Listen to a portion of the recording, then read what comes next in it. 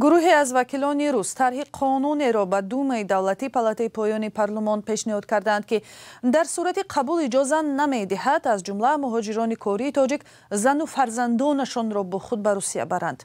در طرح سندی که چندی از وکیلان مهاجر ستیز روس به پارلمان پیشنهاد کرده‌اند آمده است که مهاجران کره که می آیند حق ندارند با خود اعضای عائله‌شان را به روسیه بیارند با استثنای شهروندان بلاروس و متخصصان با تجربه خارجی.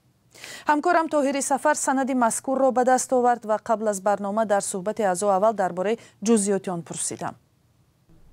در شرح رسمی این سند که در اختیار رادیو آزادی نیز هست، مؤلفانش گفتند قبول قانون امکان می‌دهد مجرای مهاجرت کره که به روسیه بسیار زیاد شده است کاهش داده شود. مؤلفان هم از جناح حزب روسیه عادل برای حقیقت و از جمله سرگئی میرانوف و الگ نیلوف هستند که در جلسه‌های دومای دولتی همیشه مهاجران را با مصیبت برای مردم تهجوی و سبب بدبختی‌های زیادی در روسیه می‌نامند.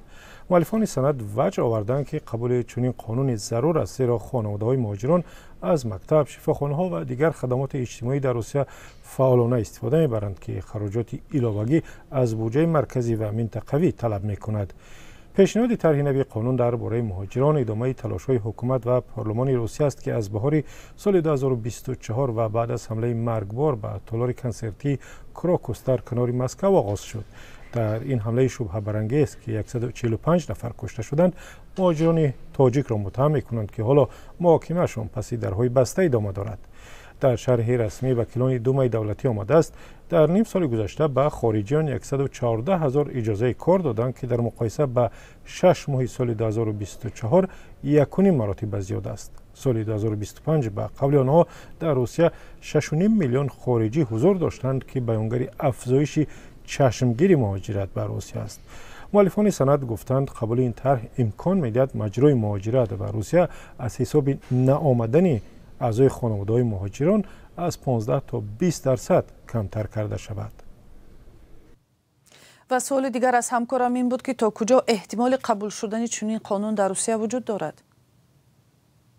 معلوم نیست که این قانون قبول می شود یا نه، چون خود حکومت روسیه طی 10 سال گذشته سعی کرده است مشکلات دموگرافی از جمله کاهش بساط اهالی را از حساب مهاجران کاری جبران کند که با گذشت چند سال از اقامت دائمی شهروندی روسیه را هم می گیرند. اما اگر سند قبول شود پیامدهای ناگواری برای کشورهای مهاجر فریست مثل تاجیکستان خواهد داشت. از جمله این قانون زندگی بسیاری از مهاجرانی را که با هدف کار و اقامت دراز مدت به روسیه میآیند سخت میکند، چون آنها را مجبور میسازد زن و فرزندان خود را در وطن مانند و کارگری موسمی شوند. در این صورت ستونهای خانواده البته آسیب میبیند.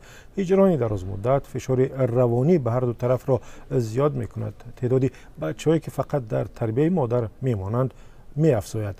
در صورت تصویب طرح قانون ممکن است مهاجرت کاری تاجیکان به روسیه کمتر شود که نانآوران اصلی خانواده هستند و سالانه میلیاردها دلار به تاجیکستان می‌فرستند و سهمی بزرگی در پیشرفت اقتصادی کشور می‌گذارند. سپاس از همکارم طاهر سفر که درباره محدودیت نو برای مهاجران در روسیه صحبت کرد. سلام، اگر خط و خبر می‌خواهید ما داریم. نوید بامدادی، سرخط خبرها، اخبار تاجیکستان و جهان، گزارش‌ها و تحلیل‌ها. چی می‌گذرد و چرا؟ دانستن فهمیدن است.